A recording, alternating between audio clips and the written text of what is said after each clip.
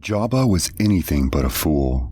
In his 600-year reign over the outer rim world of Tatooine, he eventually would rise through the ranks of the Hutt clans, winning a seat on the Grand Hutt Council, after Darth Vader completely eviscerated the other ruling members of the group. Following an uneven space battle above a Crimson Dawn auction, Jabba ended up becoming a de facto king of all Hutt space. So why, early in his relationship with Vader, did Jabba foolishly order his guards to open fire on the Sith Lord? And, after slicing through the room of mercenaries and bounty hunters, why did Vader spare Jabba's life? That's today's underrated moment. Life in the barren dunes of Tatooine was hardly enviable. The rising and setting of the world's twin suns was, more often than not, the most exciting thing to happen on any given day. For most of the world's inhabitants, simple subsistence farming and the meager yields of moisture that had gathered off their condensers was all they could hope for, and that's exactly the type of environment Jabba thrived in. Over the years, he preyed on the hopes and dreams of the locals who were so desperate to improve their lot in life.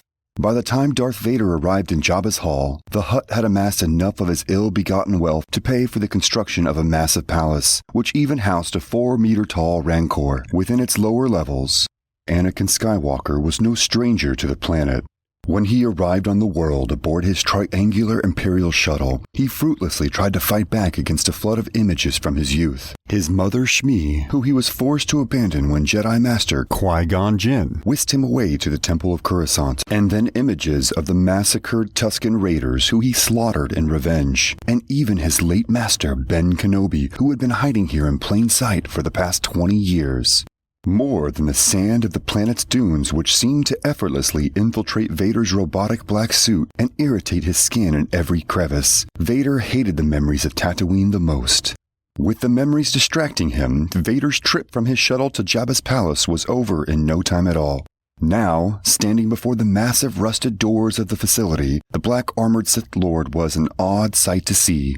Without an entourage of stormtroopers at his side, Jabba's Gamorrean guards couldn't help but wonder how foolish the Empire truly was.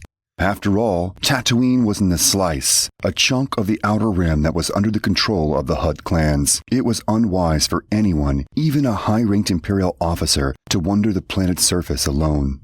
As the heavy front gate of the palace heaved upwards, Vader's black silhouette became more and more visible to the guards within.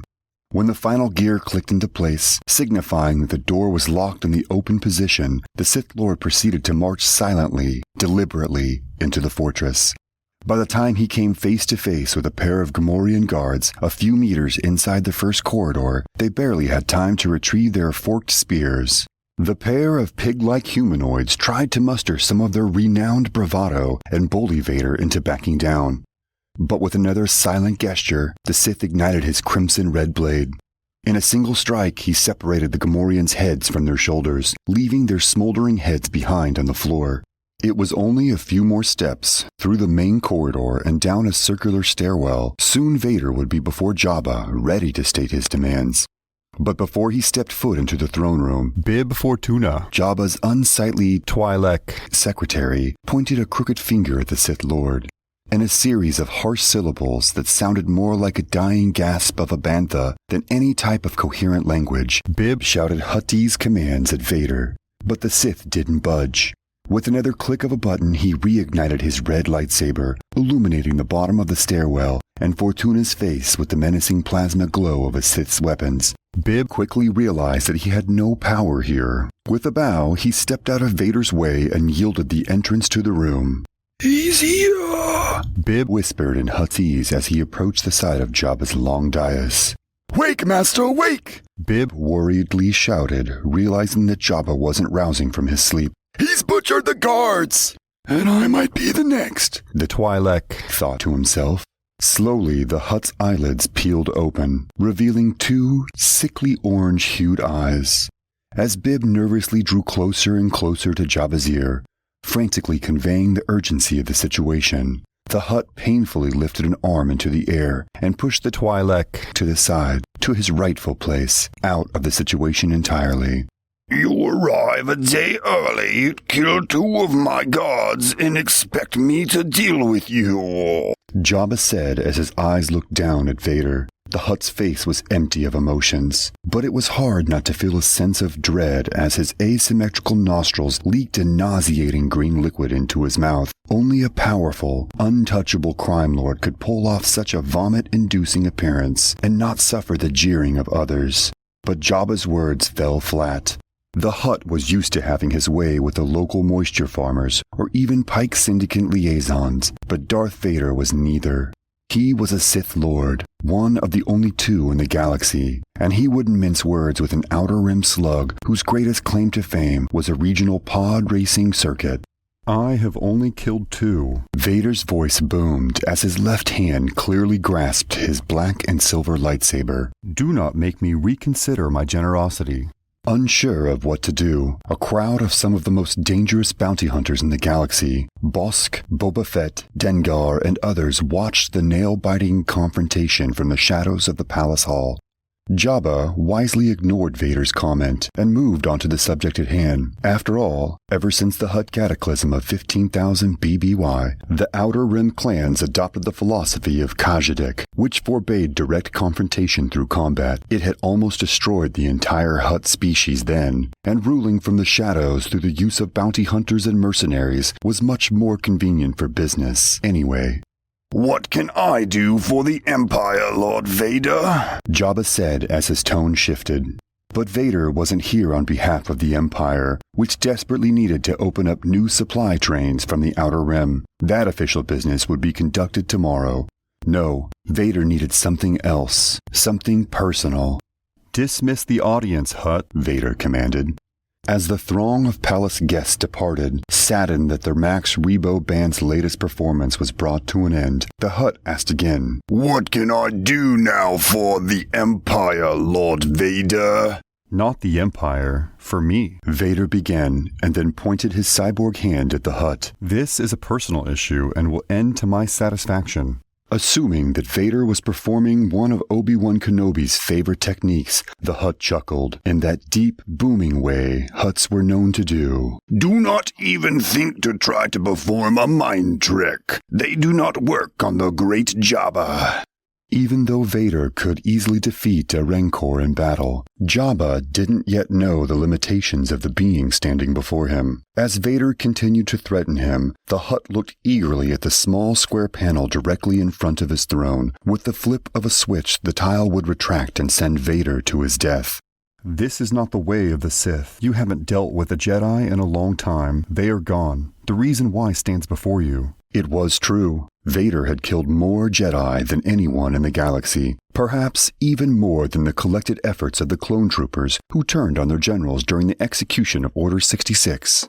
Jabba continued to stare at his retractable floor, praying to the great Hutt spirits of his elders for divine intervention, perhaps a ghostly Hutt spirit to push Vader directly on top of the tile.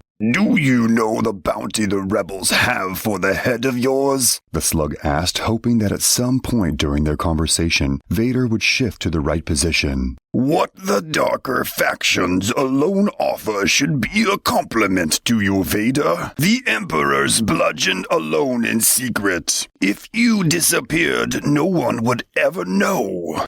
With that final, thinly veiled threat, Vader quickly guessed the game Jabba was playing at, and he stepped backwards away from the trap.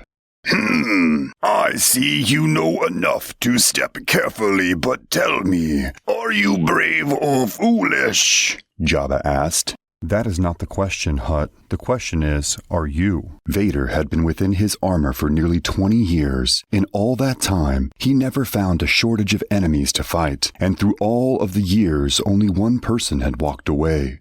Vader. Oh, Jedi, always making things so difficult, Jabba said as he closed his eyes and heartily chuckled to himself. With a simple hand wave, he signaled the remaining guards to attack the Sith Lord.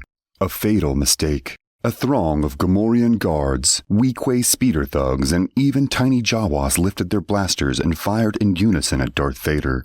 Seemingly bored at the mere prospect of fighting a group of such pathetic opponents, Vader lazily fingered the button on the side of his lightsaber and once again brought the crimson blade to life.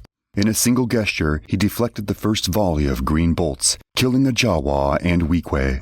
After hesitating all night, a nearby Gamorrean guard finally gathered his courage and brought his axe above his head. But before he could bring it down on Vader, the Sith Lord used the Force to shove the swine through the retractable tile floor in front of Jabba's throne, sending him into the Rancor pit below. With a series of a few more effortless swings, Vader cleared out the hall until only he and Jabba were left. And that's when Jabba realized he messed up. Lord Vader, let's not be too hasty, the Hutt said as he tried to smooth things over, even though he had clearly just ordered an assassination attempt on Vader's life. Raising his fist into the air, Vader squeezed tightly into the Force. You called me a Jedi. You know nothing. Mind tricks are not of the dark side. Vader squeezed his fist tighter. Jabba suddenly felt a cold presence wrap around his throat, pushing the hundreds of pounds of fatty slug flesh down, collapsing his surprisingly narrow trachea with little effort.